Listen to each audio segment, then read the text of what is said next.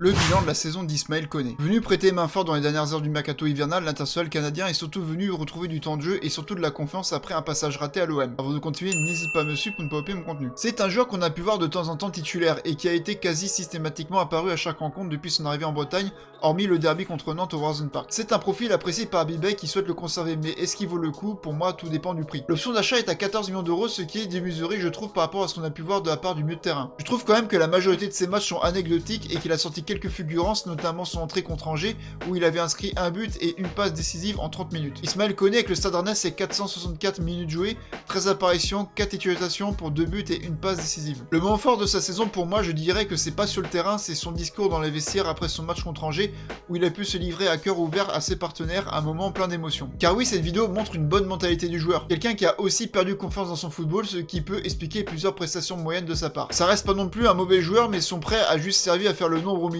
et si Rennes le conserve pas, ça me fera ni chaud ni froid personnellement. Donc pour sa demi-saison à Rennes, je vais lui attribuer la note de 4,5 sur 10. Et toi, tu mettrais quelle note pour le passage de Koné à Rennes? Dis-le moi dans les commentaires, Kenavo.